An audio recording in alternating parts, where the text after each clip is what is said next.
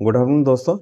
पिछले चैप्टर में हमने डिस्कशन किया था, हमने ब्लड सर्कुलेटरी सिस्टम जो हमारी बॉडी का है उसके बारे में, और उसके तहत हमने जो है हार्ट के बारे में पढ़ा था। हार्ट से रिलेटेड बीमारियों के बारे में पढ़ा, उनके टेस्ट के बारे में भी पढ़ा, हार्ट की फंक्शनिंग के बारे में हमने जो है डिटेल के अंदर डिस्कशन किया था। आज के लेक्चर में हम बात करेंगे उत्सर्जन तंत्र के बारे में, यानी एक्सक्रीटरी सिस्टम के बारे में, कि हमारे बॉडी के अंदर कौन कौन से प्रमुख उत्सर्जी अंग है, उनका क्या क्या उपयोग है, और इनसे रिलेटेड कौन कौन सी हमें जो बीमारियां हो सकती है, वो सारे के सारे हम डिस्कशन करेंगे आज के टॉपिक के अंदर। तो सबसे पहले स्टार्ट करें कि भाई उत्सर्जन तंत्र है वो होता क्या है। तो हमारे शरीर से विषैले पदार्थों को जो भी बाहर निकालने वाला तंत्र है उसको हम क्या बोलते हैं, उत्सर्जन तंत्र बोलते हैं। अगर बात करें हम मानव के अंदर प्रमुख उत्सर्जी अंगों की, तो मानव के अंदर 5 प्रमुख उत्सर्जन अंग होते हैं। पहला, जैसे कि हमारी त्वचा यानी कि स्किन। तो स्किन क्या करती है, हमारी जो भी हमारी बॉडी के अंदर एक्स्ट्रा सॉल्ट होता है और पानी होता है उसको पसीने के रूप में बाहर निकालती है। दूसरा हमारा प्रमुख उत्सर्जी अंग होता है फेफड़ा। फेफड़ा क्या करता है, हमारी बॉडी से क्या निकालता है, CO2 को बाहर निकालता है। इसी तरह से एक हमारा उत्सर्जी अंग है बड़ी आंत। तो बड़ी आंत क्या करती है हमारी बॉडी से, जो हमारा अनपचा भोजन है, कैल्शियम कार्बोनेट है, कैल्शियम फास्फेट है, इनको क्या करती है, बाहर निकालने का काम करती है। इसी तरह से हमारी बॉडी के अंदर है लीवर। लीवर क्या करता है, एक तो यूरिया का निर्माण करता है जो कि हम देख चुके हैं। दूसरा बिलीरुबिन और बिलीवर्डिन का क्या करता है, ये उत्सर्जन करता है। ये चारों इंपॉर्टेंट है क्योंकि एग्जाम के अंदर पूछे में भी त्वचा हमारे एक्सक्रीटरी उनमें उत्सर्जी अंगों के नाम दे देते हैं, और हमारे दिमाग में केवल एक ही रहता है कि किडनी हमारा, क्योंकि हमारे मैक्सिमम क्वेश्चन यहीं से पूछे जाते हैं, लेकिन ये भी पूछ लिए जाते हैं कि भाई ये उत्सर्जन अंग है या नहीं है। तो ये त्वचा भी हमारा उत्सर्जी अंग है, फेफड़े भी हैं, बड़ी आंत भी है और यकृत भी है। अब हमारा नेक्स्ट जो मुख्य उत्सर्जी अंग है वो है किडनी। किडनी का ही दूसरा नाम होता है वृक्क, और इसी को हम क्या कहते हैं, गुर्दा।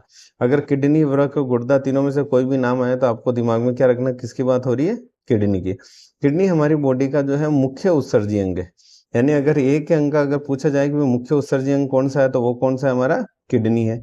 और किडनी क्या काम करता है हमारे बॉडी के अंदर, जो भी नाइट्रोजन युक्त विषैले पदार्थ है, यानी नाइट्रोजन से मिक्स जो भी हमारे बॉडी के अंदर पॉइजनस एलिमेंट है, उनको क्या करता है, उत्सर्जित करने का काम करता है। अब जो नाइट्रोजन युक्त विषैले पदार्थ के आधार पे भी हम जीवों को जो बांट सकते हैं, तो उसके हिसाब से जीव होते हैं 3 प्रकार के। नाइट्रोजन युक्त विषैले पदार्थों के आधार पे जीव कितने प्रकार के होते हैं, 3 प्रकार के। जो जिस तरह का नाइट्रोजन युक्त विषैला पदार्थ को उत्सर्जित करता है उसी प्रकार के उनके जीवों के नाम हमने रख दिए। जैसे जो जीव अगर अमोनिया जो है उसको उत्सर्जन कर रहा तो उसको हमने नाम दे दिया अमोनोटेलिक। जो जीव जो है यूरिया के रूप में जो है नाइट्रोजन युक्त विषैला पदार्थ को उत्सर्जन कर रहा है यूरिया के रूप में, तो उसको यूरियोटेलिक बोल दिया। जो यूरिक अम्ल के रूप में जो है उत्सर्जित कर रहा है तो उसका हमने नाम क्या रख दिया, यूरिकोटेलिक। तो एक एक को हम डिटेल में पढ़ते हैं। अमोनोटेलिक का मतलब हो गया ऐसे जीव जिनका जो उत्सर्जी पदार्थ है, नाइट्रोजन युक्त उत्सर्जी पदार्थ है, वो क्या होता है, अमोनिया होता है। ये जो अमोनिया, जिन भी जीव के अंदर उत्सर्जी पदार्थ अमोनिया होता है, अमोनिया क्या होता है, अत्यधिक जहरीला होता है। तो जो चीज अत्यधिक जहरीला होता है तो उसके उत्सर्जन के लिए क्या होती है, उतनी अधिक पानी की आवश्यकता होती है हमें। यानी जो जीव जितना जहरीला है, मतलब जिसका नाइट्रोजन युक्त विषैला पदार्थ अमोनिया है, वो इतना जितना जहरीला है, तो उसके उत्सर्जन के लिए हमें पानी की भी क्या पड़ती है, अत्यधिक आवश्यकता पड़ती है। तो ये हमारे जो अमोनिया है वो उत्सर्जन कौन करते हैं जीवों के अंदर, मछलियां करती है। तो मछलियां किसके अंदर रहती है, समुद्र के अंदर रहती है, वहां जहाँ पानी पानी होता है। इसी तरह से अगर जिन जीवों का उत्सर्जी पदार्थ है यूरिया, उनको हमने क्या नाम दे दिया, यूरियोटेलिक। ये क्या होता है कि विषैला तो होता है लेकिन अमोनिया से कम होता है। तो अमोनिया से कम विषैला है तो इसको पानी की भी आवश्यकता अमोनिया से क्या पड़ती है, कम पड़ती है। और उनके एग्जाम्पल क्या है, स्तनधारी। स्तनधारी यानी हम, जैसे कि हमारे यूरिन के अंदर क्या आता है, यूरिया आता है। इसी तरह से नेक्स्ट टाइप के जीव हो गए यूरिकोटेलिक। यूरिकोटेलिक का मतलब जिनका उत्सर्जी पदार्थ क्या है, यूरिक एसिड।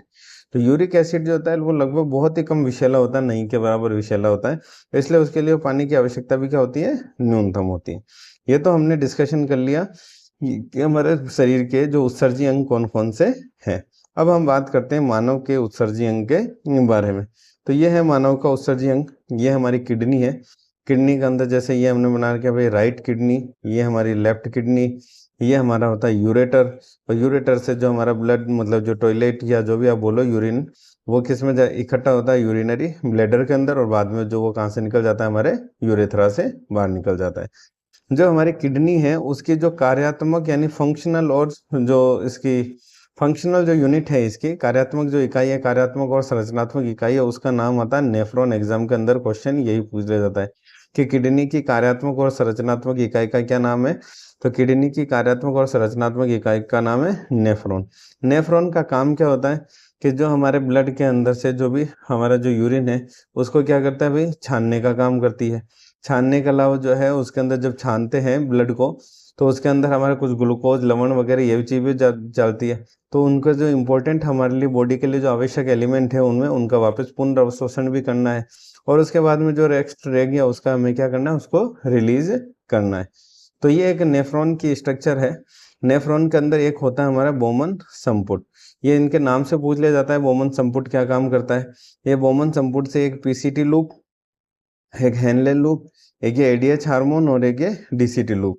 तो हेनले लूप क्या, बोमन संपुट को देखते हैं सबसे पहले। बोमन संपुट क्या करता है, इसके अंदर जो ब्लड है, रक्त है, उसको क्या करता है, छाना जाता है। जब ब्लड को अंदर छानेंगे तो उसके अंदर बड़ी मात्रा के अंदर क्या मिलेगा, यूरिया भी मिलेगा, क्योंकि इसका निर्माण का होता है लीवर के अंदर। पानी हम पीते ही हैं, सॉल्ट और ग्लूकोज का जो है हम क्या करते हैं, ग्लूकोज खाते हैं, कार्बोहाइड्रेट। तो ये हमारे सारे के सारे क्या, जब ब्लड को छानते हैं तो ये सारे के सारे रक्त को छाना जाता है, और उसके अंदर बड़ी मात्रा में क्या क्या मिलता है, हमें यूरिया मिलता है, पानी मिलता है, लवण मिलता है, ग्लूकोज मिलता है। तो जो फिर ये यहाँ से छन के बोमन संपुट से फिर जाता है ये पीसीटी और हेनले लूप। ये दोनों क्या करते हैं, शरीर के लिए जो भी आवश्यक ग्लूकोज, लवण है उनका वापस क्या कर लेते हैं, ये अवशोषण कर लेते हैं। क्योंकि बोमन संपुट ने तो छान दिया, जो छाना उसके अंदर ये भी रह गया, यूरिया भी रह गया, पानी भी रह गया, लवण भी रह गया, ग्लूकोज। तो जो शरीर के लिए आवश्यक ग्लूकोज है, इसमें से लवण है, उसका यहाँ पे क्या हो जाता है, वापस अवशोषण हो जाता है। यहाँ पे जो हेनले लूप का एक और काम होता है, जो पानी के अवशोषण का जो मुख्य काम करता है वो क्या कौन करता है, हमारा हेनले लूप करता है। इसके अलावा यहाँ पे एडीएच हार्मोन भी होता है। तो एडीएच हार्मोन पानी के अवशोषण की मात्रा का निर्धारण करता है। अगर एडीएच हार्मोन की मात्रा की ज़्यादा होगी तो पानी का अवशोषण ज़्यादा होगा, तो टॉयलेट हमें कम आएगा, जैसे गर्मी में। और सर्दी के अंदर जैसे एडीएच हार्मोन की मात्रा अगर कम है तो पानी का अवशोषण कम करेगा, तो हमें क्या लगेगा, बार बार टॉयलेट आएगा। तो एडीएच, इसके एडीएच हार्मोन के बाद में फिर हमारा जो बच गया वो हो जाता है हमारे डीसीटी लूप के अंदर। और डीसीटी जो लूप है वहाँ पे फिर जो एक्स्ट्रा ग्लूकोज और सोडियम है वो क्या होते हैं, हमारे बॉडी से बाहर निकाल दिए जाते हैं। अगर हम एक वयस्क पुरुष की बात करें, मूत्र के अंदर एग्जाम में क्वेश्चन आता है कि भाई मूत्र में क्या क्या चीज होती है, वो एसिडिक होता है, बेस होता है, रंग कैसा होता है, उसमें क्या क्या मिक्स होता है। तो मूत्र की बात करें तो एक वयस्क जो एडल्ट मानव है, मनुष्य है, वो दिन के अंदर 1.5 से लीटर 2 लीटर तक जो है मूत्र का निर्माण होता है। और उसका जो रंग होता है मूत्र का, वो हल्का पीला होता है। किस वजह से होता है, मूत्र के अंदर क्या होता है, ड्यू टू यूरोक्रोम की वजह से। एग्जाम के अंदर क्वेश्चन पूछा हुआ है। जो मूत्र का जो पीएच होता है वो 6 होता है। इसका मतलब क्या होता है, 7 से कम है तो यानी मूत्र कैसा हो गया, हल्का अम्लीय हो गया। और मूत्र के अंदर जो बात करते हैं तो 95% तो पानी होता है, 2% यूरिया होता है, 3% उसके अंदर अदर चीजें पाई जाती है। जो प्रेगनेंसी टेस्ट होता है, जिसके अंदर सुबह का जो पहला टॉयलेट होता है उसके प्रेगनेंसी किट के ऊपर डाला जाता है, और उस पर लाइनें अगर 2 आ जाती है यानी प्रेगनेंसी है। तो जो प्रेगनेंसी टेस्ट, जिसको कि ग्रेविडेक्स टेस्ट के नाम से भी जाना जाता है, उसके अंदर मूत्र में क्या होता है, एससीजी हार्मोन का परीक्षण किया जाता है। अगर मूत्र के अंदर अगर एससीजी हार्मोन आ रहा है, इसका मतलब है कि गर्भधारण प्रारंभ हो गया, क्योंकि ये हार्मोन तभी उत्सर्जित होता है जब गर्भधारण प्रारंभ हुआ हो। अब जो हम इनसे रिलेटेड बीमारियां देख लेते हैं, किडनी से रिलेटेड। किडनी की एक सबसे कॉमन बीमारी है किडनी स्टोन, यानी किडनी के अंदर पथरी का जमना। इसका जो अगर रासायनिक नाम देखे तो उसको किडनी को वो किडनी स्टोन को क्या बोल देते हैं, कैल्शियम ऑक्सलेट के नाम से जाना जाता है। और किडनी होती किस वजह से, उसके सोर्स कौन कौन से, दूध है, हरी सब्जियां हैं, टमाटर है, ये सारे के सारे हमारे किसके, किडनी के जो है सोर्स हैं, किडनी स्टोन के सोर्स हैं। और इसका जो ऑपरेशन और लेजर से जो है इसको किडनी स्टोन को दूर किया जा सकता है। कुछ लोगों की क्या होती है, किडनी फेल हो जाती है। किडनी फेल होने का मतलब है कि आदमी के 2 किडनी होती है, दोनों किडनी जो है काम नहीं करें, तो फिर उस केस में या तो डायलिसिस करवाई या जो है उसकी किडनी ट्रांसप्लांट करवाई जाए। इसी तरह से एक बीमारी होती है गाउट। गाउट का मतलब होता है अगर शरीर के अंदर यूरिक एसिड की अगर मात्रा बढ़ जाए। यूरिक एसिड हमने देखा भी जो जहरीला नहीं होता, तो अगर यूरिक एसिड की अगर मात्रा बढ़ जाए तो वो क्या करता है, हमारी हड्डियां जहाँ जॉइंट होती है, तो हड्डियों के संधि के पास में क्या हो जाता है, ये हमारा यूरिक एसिड जमा हो जाता है, जिससे जो हमारी जो संधियों के अंदर क्या रहती है, गतिशीलता नहीं रहती, यानी फिर आपको चलने बैठने उठने के अंदर दिक्कत आने न लग जाती है। तो ये था हमारा उत्सर्जन तंत्र के बारे में, जिसके अंदर हमें मेनली पढ़ना होता है हमारा ये किडनी, और किडनी में भी हमारा सबसे इम्पोर्टेंट नेफ्रॉन, और नेफ्रॉन के ये पार्ट्स, जैसे कि भाई बोमन संपुट का क्या यूज़ है, हेनले लूप क्या काम करता है हमारा, और मूत्र हमारे आदमी में कितना दिन भर में रिलीज होता है, कि उसका रंग कैसा होता है, उसकी पीएच कितनी होती है, उसका जो है कंपोजिशन क्या होता है, और इससे रिलेटेड बीमारियां कौन कौन सी है, ये हमने इसमें आज डिस्कशन किया। तो ये एग्जाम पॉइंट ऑफ व्यू से ये इतना काफ़ी, इससे ज़्यादा उत्सर्जन अंक के अंदर हमें पढ़ने की ज़रूरत नहीं है। तो आपको कंटेंट अगर पसंद आए तो प्लीज़ इसको लाइक शेयर एंड सब्सक्राइब कीजिएगा। Thank you.